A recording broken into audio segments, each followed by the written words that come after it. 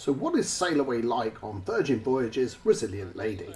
Well, first we'll show you some last minute excursions in Athens, and then how to board as seamlessly as possible in Piraeus Port, so you can quickly settle into your cabin and complete all embarkation must-dos, so you can kick back and enjoy the sailaway party. But is it as lively as everybody makes out? So we'll give you our first impressions of the ship, the restaurants, and most importantly the entertainment. But is it rowdy or refined? Come with us to find out.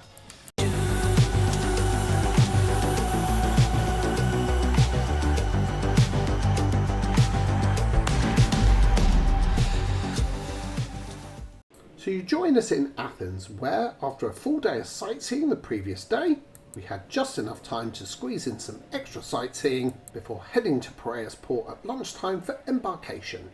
So started with the Panathenaic Stadium. Pretty impressive. Obviously everyone will know it's the Olympic Stadium, but however you can just pretty much stand here at the side and take a picture of it, get all your video. You can do a tour of it, unless you're really into the history of the game. Probably a quick one, run through, tick it off the list, off we go to the next one. So our next stop was the Parliament building at Syntagma Square, where the daily changing of the guard becomes the full national ceremony on a Sunday. And don't forget to check out our previous video where we show you how much sightseeing you can do in Athens in a day, including how to beat the crowds at the Acropolis. 11 o'clock is changing of the guard, and at the weekend it is the big full ceremonial parade in the national outfit. If you're going to come watch it, be here half an hour beforehand. I mean, you see the crowds behind us, this is a fraction of who was here. But now it was time to head to Piraeus Port, which we could have done via the Metro. However, seeing people struggle with their cases on the long walk from the station, and given we had lots of luggage, an Uber was the best option. So we're able to travel door to door to Piraeus Cruise Terminal C to board Virgin Voyages Resilient Lady, where we were met by one of the Virgin Voyages crew at the taxi, who then tagged our bags and got the official porters to take them straight to the ship. Very seamless, which left us free with only hand luggage to enter the cruise terminal, which I do use the term loosely, as by far does not compare to Virgin Voyages' dedicated cruise terminal in Miami, so do not get here too early, as no real facilities until you board the ship. That said, our boarding group was ushered through very promptly and on time into the main cruise terminal, which did appear a little chaotic, but mainly due to the lack of space, where they security screened your hand luggage, processed your documentation, and given your cruise wristband, which just left us to board the ship, as we had nabbed one of the earliest embarkation slots straight after booking. So it's essential that you set up your Virgin Voyages account and familiarise yourself with the mobile app prior to departure, as you'll need to book any official excursions in advance to ensure availability, and essentially had booked all of our restaurants. However, you cannot see the full entertainment lineup and book shows until you are on board, so make this a priority to tweak any availability as soon as you can get on the ship's Wi-Fi. But now it was time to find our cabin, which we had booked at the midpoint between the upper and lower decks to reduce noise, and between the forward and aft elevators to make navigating the ship very easy. 10138Z, or Z, wherever you are in the world. We are a central sea terrace. Excuse the hand luggage there. The hanging space, seems to be plenty of that. A little bit of closed wardrobe there with the drawers and safe. AC control there. And then the all-important bathroom. Lorraine had concerns because cruise ship bathrooms are not known to be particularly large, but I think she'll be happy with that vanity. It's nice and well lit.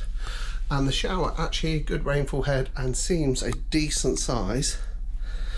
But most importantly, the bedroom itself.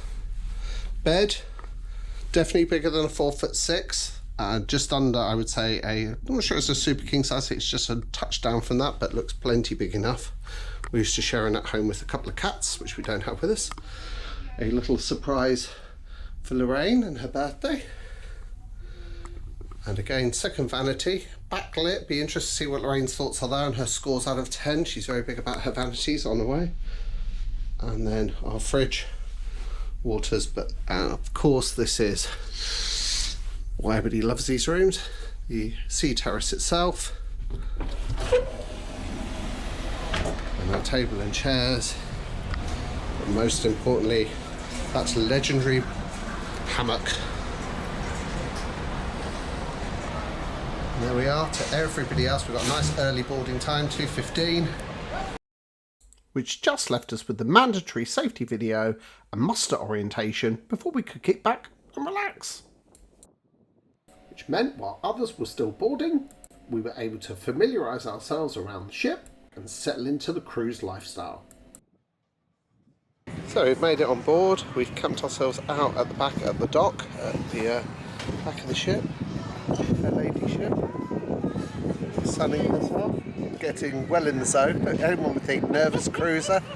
Yeah, right. We're not moving yet, No. but we'll see. And we're going to be getting ready for the sailaway shortly. However, in the meantime, we thought we'd come down and try out the food here. So you know what? We just thought we'd order one of everything. So never mind. Happy days. Cheers. And the early embarkation also meant we had plenty of time to chill, get settled in our cabin, and then get freshened up to head out for the all-important sail-away party.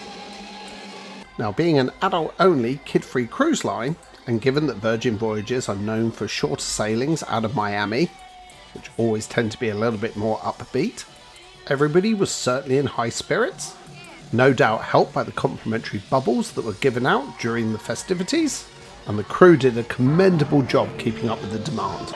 Oh, you can do better than that. I said, ahoy! Step the hype! Tanner the spark! You can never miss the clicky-clacky fans with Tanner. Tommy the bounce! But enough about us. Let's toast as we bid farewell to Athens. Raise your glass to the friends you've yet to discover, to the treasures you have yet to uncover. May your journey be filled with excitement and fun. May your voyage with Virgin be an unforgettable one. To the resilient lady!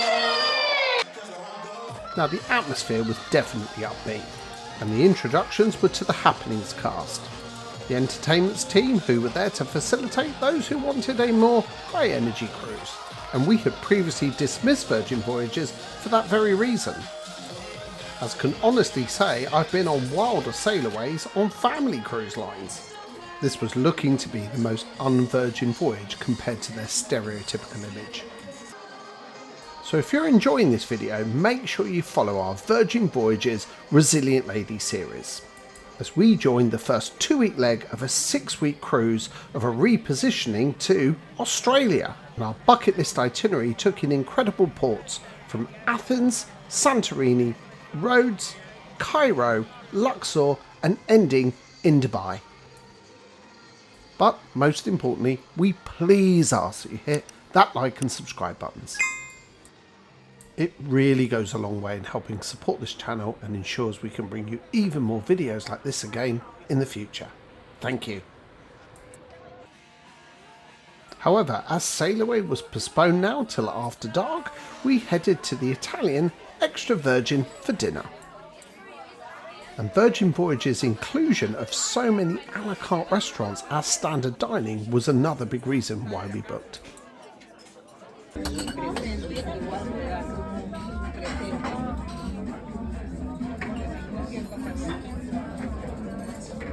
Give your artichoke, babe. It's looking a bit perky.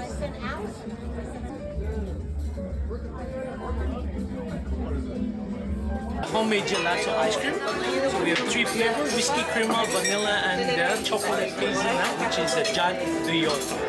So what can I get for you? Whiskey creamer. How many scoops would you like? Just one. Just one. I give you a big 1 scoop. Look at that. Right, any toppings you want to add? Chocolate chips, meringue, kisses, pine nuts, almonds.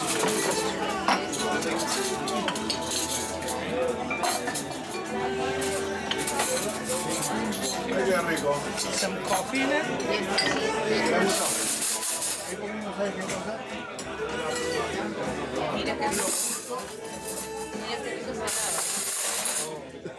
Wonderful.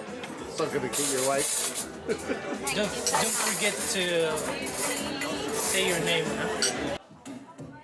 Overall, our initial impression was there was a very chill vibe throughout all the public areas of the ship. However, if you wanted a more lively atmosphere, it could be found in certain venues, like their customary first night pyjama party up on the deck, which started quite sedately. But in no time, the hostess was there to get the crowd going, before judging the obligatory best dress pyjama contest. And with the crowd whipped up into a frenzy and the happenings cast there to help, this was the spot that evening for anyone looking for a lively night. But this offering to the late night partygoers in certain venues, but without taking over the atmosphere of the cruise, soon became a theme throughout the ship. We were happy to leave the young and young in heart to it, as we had a big day planned the next day.